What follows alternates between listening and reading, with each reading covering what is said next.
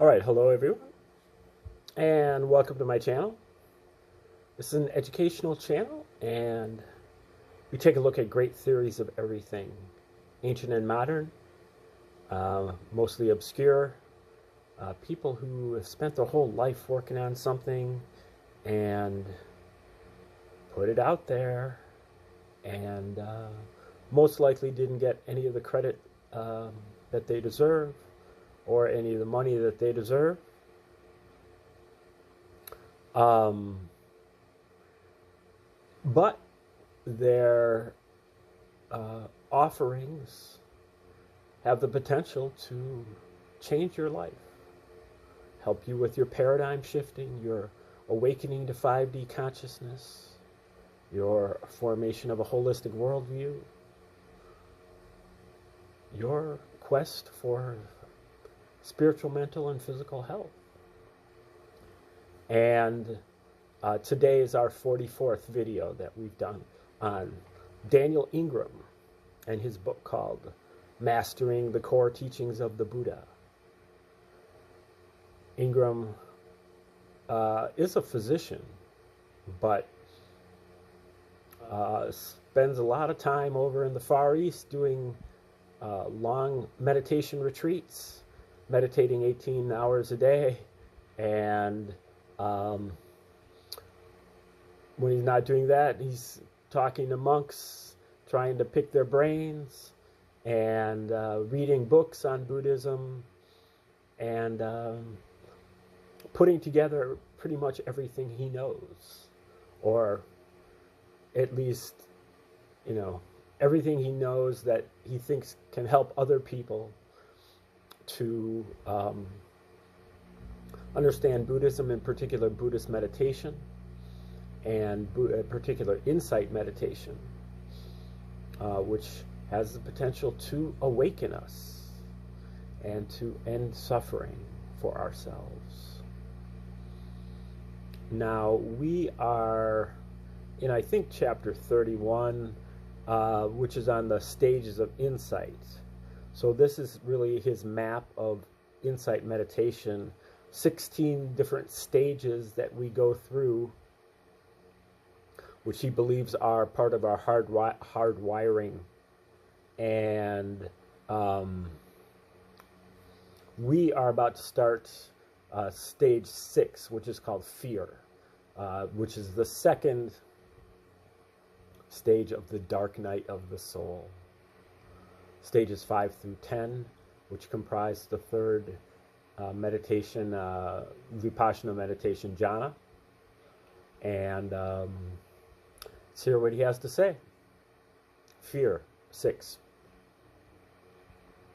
The clarity and intensity begin to return, but now the stage of fear can involve all sorts of frightening distortions of perception when sitting, accompanied by intense feelings of unease, paranoia, terror, dread, and or the willies.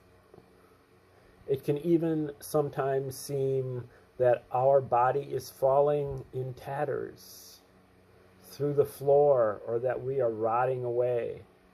If we have strong concentration tendencies, we may see horrifying or gruesome visions.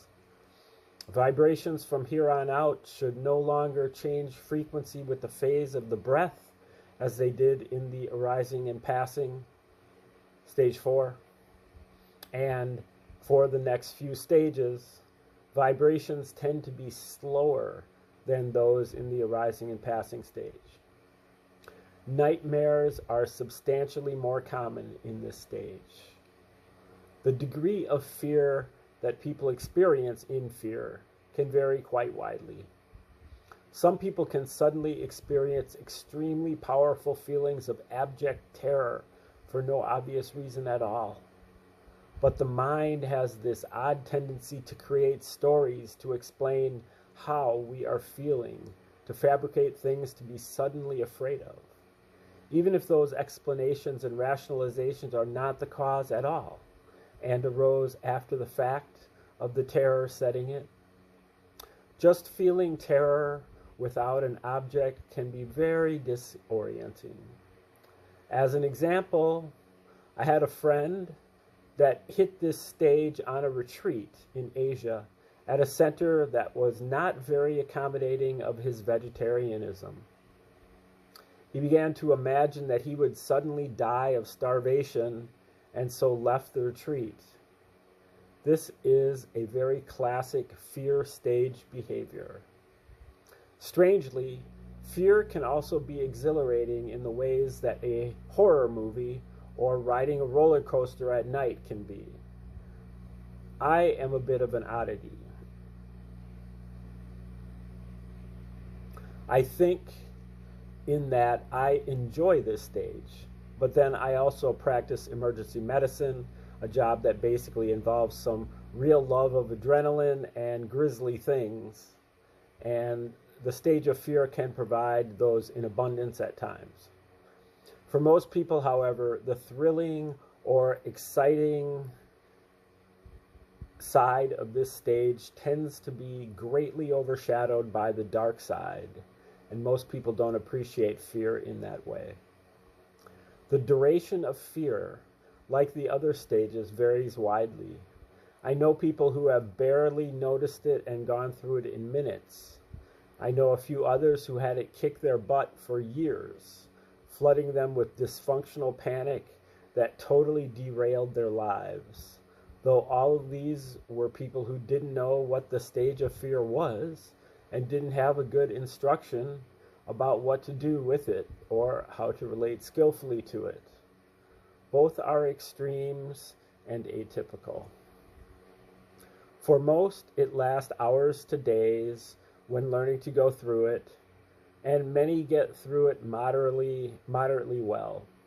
Still, some people who are otherwise smart, previously well-adjusted, and capable people will find it deeply taxing. And I do not know exactly why some people have such a hard time in it while others don't. Traditionalists will generally say karma, as if they understood that very thoroughly, but we must admit at this point that the exact science of the stages of insight, their biochemistry, and other exacerbating and moderating factors is a mystery.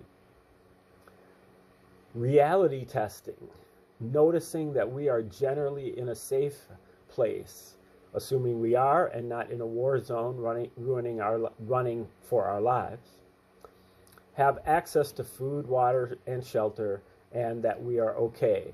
These can help a lot. Grounding attention in trying to gently synchronize with the sensations of things vanishing, falling away, and shifting can help. It is very important to recognize that fear is not dangerous unless we make it so. The classic quote, "We have nothing to fear but fear itself," is of relevance. If we fear the fact of fear, indulging in telling ourselves stories about it, we can amplify this stage. If we ride it, flow with it, welcome it, dive down into it, play with it, revel in it, dance with it, and dissolve with it, letting it tear down the illusion of permanence and control as it begins to do so, we can appreciate that this is the third Vipassana jhana, which can be a fascinating meditation and venture into the right attitude. Regardless, fear is part of the whole person tour that these stages take us through, in which we are being given the opportunity to accept the full range of our lives here as they are and recognize the awakeness of every type of experience. Acceptance, honesty, and clear, precise awareness of the true nature of the actual sensations that make up all of this are the key in all the dark night stages as before. The 6 sense doors and the 3 characteristics are the basis of great insight practice in this stage and all the rest. On the mild side, this stage might manifest as just a slightly heightened sense of nonspecific panic or anxiety. As fear passes and our reality continues to strobe in and out and fall away, we are left feeling. And now we move to section 7, stage number 7, misery. Okay, so this is the third stage of the dark night. Dissolution, fear, now misery. The stage of misery is characterized by intense feelings of sadness, grief, and loss. Again, for some who can appreciate what such emotions teach, there is a redeeming quality to the heartfelt depth of grief and melancholy. But this tends to be greatly overshadowed by their dark and engulfing aspects. Energy, which may have increased a bit in fear, may flag again during this stage. In misery, we are having our whole concept of self and the world as being permanent, able to satisfy, and even being me or mine, torn up from the roots and eroded by the now undeniable truth of the 3 characteristics. There can be enormous grieving in this process. Those with a broader or more archetypal point of view may feel that they have tapped into the suffering of the world, like having tapped into the vast universal ocean of sorrow. Those with a tendency to the powers end of the practice may see images and or whole scenes of suffering, death, devastation, and destruction flash right before them. The feelings that misery can bring up are hard to accept for many, and our resistance to this process causes us further misery. Just as with fear, it is common to come up with fabricated reasons to be miserable after the misery has already set in a tail wagging the dog type of thing. We may feel like failures and frauds, as if we can't do anything right. We may relive memories of those actions and words we regret the most in life, undergoing a tour of those times when we most disappointed ourselves and others. Be gentle, loving, and forgiving of yourself if this happens. Wise remorse, as mentioned earlier in part 1, is key and will help a lot more than self-pummeling guilt. We may feel that our meditation and path is all just some sad and dead-end trip. The hard, unfair, and cruel aspects of life may affect us more deeply in this stage. This stage, though often unpleasant, can be very healing and heart-opening. However, becoming lost in and overwhelmed by the content of these sensations and being unable to see their true nature is a somewhat common cause of failure to progress and thrive. On the mild side, we may just feel a bit like we do after we come out of a crying spell. Misery is the transition point between the drum-like 5 to 8 hertz part of the dark night and the very complex, irritating frequencies that follow. Though misery itself is generally not that buzzy, and frequencies of vibrations are not that noticeable for most practitioners, which is just fine, it tends to have a heavy, slow thickness to it. Attention continues to broaden and the center to become more absent. As things continue to fall apart, clearly demonstrating their unsatisfactoriness and their selflessness, this can cause, number 8, disgust. Okay, so this is the 4th dark night stage. Dissolution, fear, misery, now disgust. We become disgusted with the whole thing. This is where the buzzy 10 to 18 plus hertz chaotic vibrations around the periphery really begin to get strong for those who are attending to the impermanence aspect of the sensations, which I highly recommend. Through this section of the dark night, our ability to clearly perceive objects in the center of our attention is poor. And it may feel like our minds are being stretched wide and yet contracting at the same time. We begin to feel completely tormented by our noisy and repetitious minds, a classic sign of this stage, by a body that is full of suffering and unpleasant sensations, and by a world that is falling apart, as well as an image of ourselves that, while seemingly growing lighter and tighter in terms of how it feels, is also paradoxically becoming more volatile, fragmented, and unstable. Perceiving thoughts as thoughts become harder and harder, and thus getting caught by our stuff gets increasingly more likely. Gone is the freedom that the insights of mind and body allowed us, though they tend to return later in equanimity, which is stage 11. However, we can intentionally remember to see thoughts as thoughts. And it can be very helpful in this stage to note thinking when we have harsh thoughts. It is a stage at which it is very easy to be very critical of basically anything.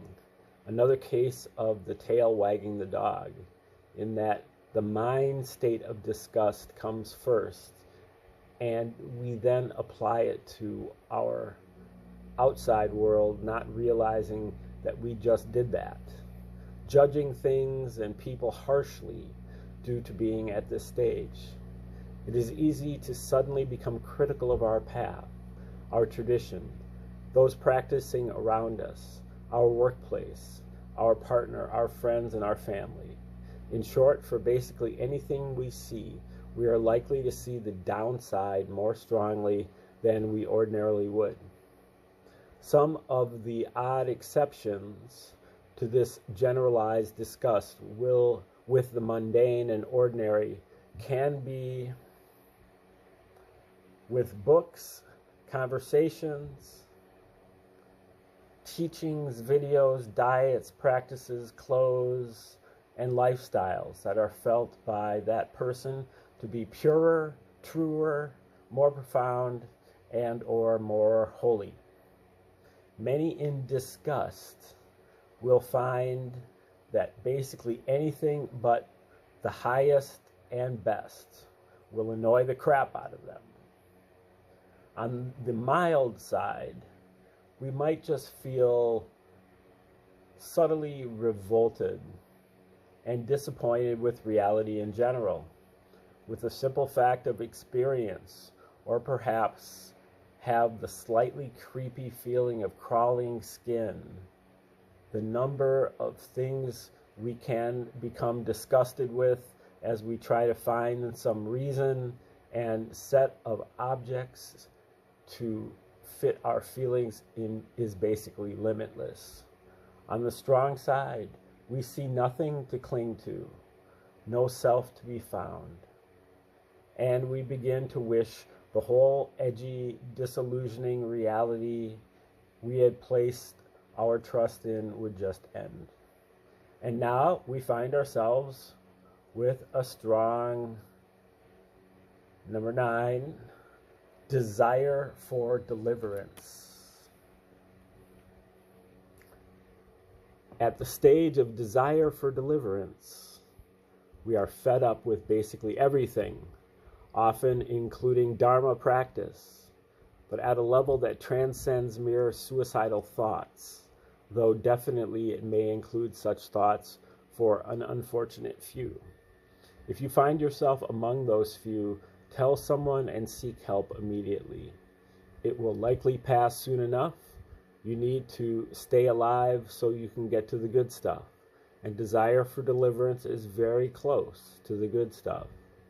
However, by some weird trick of this stage, it can be very hard to imagine that we are close to great stages of practice from this vantage point.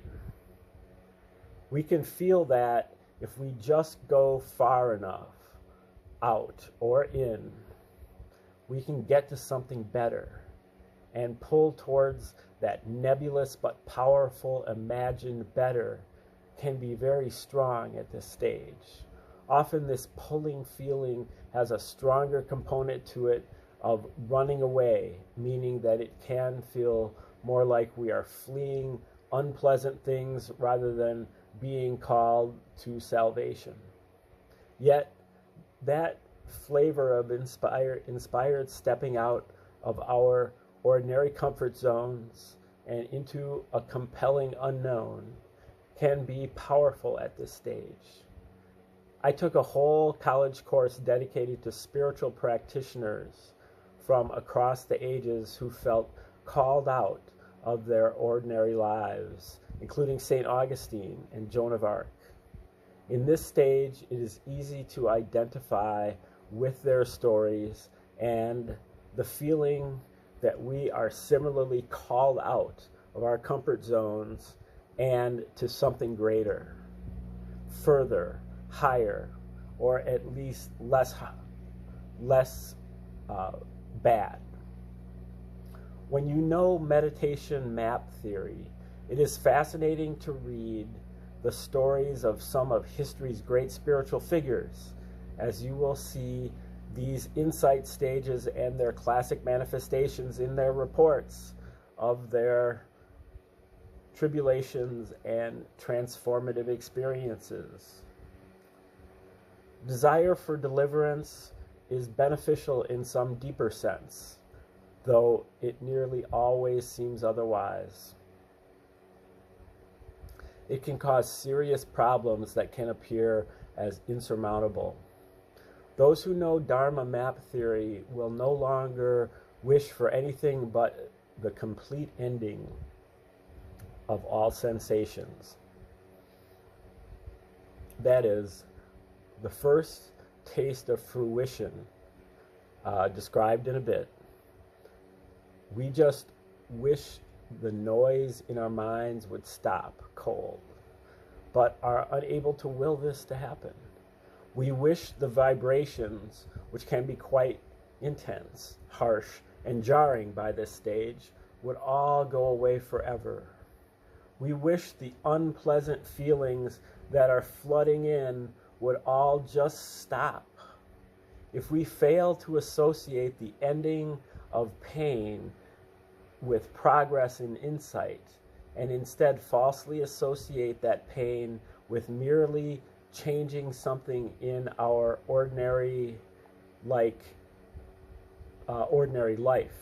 such as suicide, sedation, with substances, divorce, or whatever, we are likely to wander far and wide or do something stupid or irreversible until we come to realize the limits of ordinary solutions.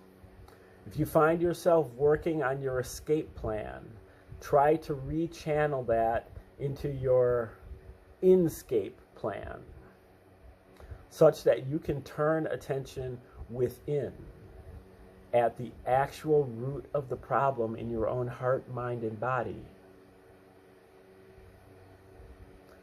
Here's the one weird trick to this stage for those who are not going through it at the level of vibrations or kasana-induced visuals, but instead going through it at the level of emotions. Honestly feel that crash, that utter devastation, that agony, that bottoming out, that despair, that longing for release in all its down-to-earth, real, gritty humanity, allowing that plunge to happen inside you deep down, down, down.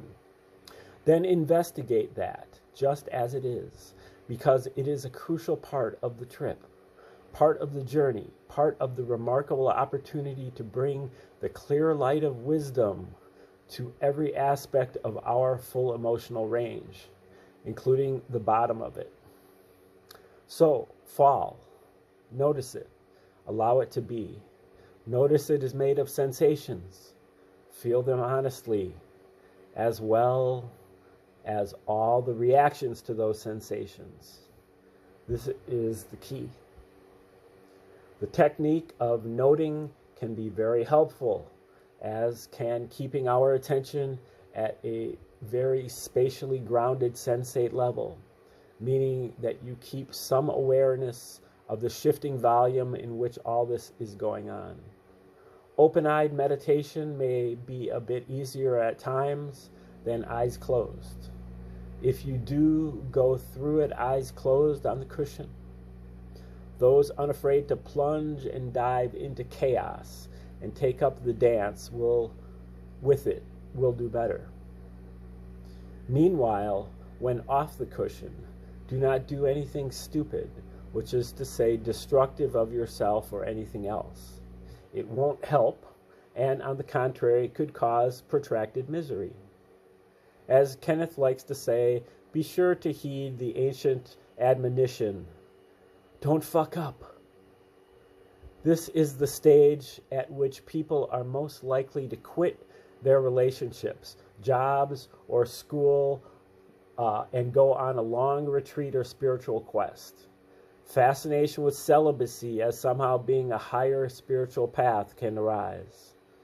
I'm not making a judgment call here on the values of celibacy versus non-celibacy, just stating that it is more common for practitioners in this phase to find celibacy compelling. Our renunciation trip can be very disorienting to partners, particularly if we were going to the opposite extremes of intense sexuality during the stage of the arising and passing away, which probably occurred not long before. So try to be empathic and sensitive to their needs if you can. If you can talk with them about meditation stage theory, even in generic or non-technical terms, it can be very helpful to keep them in the loop in some way so that the contrast is not so disorienting or surprising. An awareness of the maps can help normalize and contextualize what can otherwise be a confusing and distressing process. Somewhere in here, there can arise the tendency to try to get our lives and finances in order so that we can leave the world behind for a time and have something to come back to without having to worry about such things for a while. A profound resolution to push onward can arise at this stage, driven by our powerful frustration and the powerful compassion in it. Then we make the last push for freedom, the push against the seemingly impenetrable wall of stage 10, reobservation. So this is the final stage of the dark night of the soul, stages 5 through 10. Dissolution, fear, misery, disgust, desire for deliverance, and now reobservation. Reobservation may not sound like much of a problem as it has such a sanitized and boring name. However, friends have suggested renaming it with various four-letter Anglo-Saxon vernacular terms, usually in some grammatically problematic but emotionally cathartic string.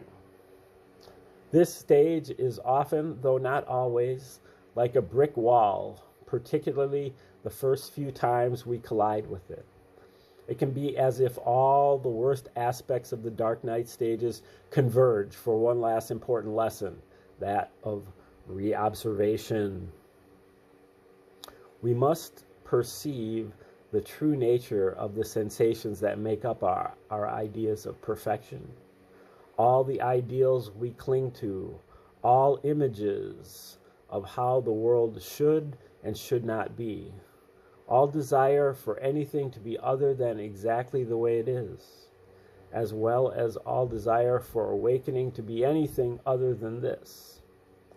It may seem impossible to sit for even a minute, as the levels of restlessness and aversion to meditation and all experience can get high. The sudden, complete inability to sit on the cushion for even a few minutes is a classic mark of this stage. As a physician, I speculate that at some point they will find some physiologic commonality between this stage and the pathways of restless leg syndrome, but the whole body version. This stage and part of the stage of 3 characteristics share some features. In other words, be warned, particularly those of you who are prone to being overly certain about where you are on these maps. I get a reasonable number of emails and calls from people who claim they are certain they are in reobservation, and shortly thereafter they are describing arising and passing away territory, meaning that they had just been in 3 characteristics territory, not reobservation. Continuing to investigate the true nature of these sorts of sensations and our map theories is often difficult, and this is a common cause of failure to progress. Now, I am about to describe all sorts of emotional or psychological manifestations that can sometimes happen in reobservation. The more extreme the descriptions of a possible side effect of this stage, the rarer that side effect is likely to be, particularly those that sound like descriptions of severe mental illness. For someone who is staying at the level of bare sensate experience, as I strongly recommend, the only difficult manifestations that seem to be quite common at this stage are a strong sense of aversion and resistance to formal meditation and experience, and a deep sense of primal frustration, though these tend to fade quickly in the face of good practice. If our concentration is strong enough and our other factors are in balance, we may move through this stage with no problem at all. At the level of vibrations or even pure abstract patterns of light and or sound, bypassing all the potential complexity I am about to describe.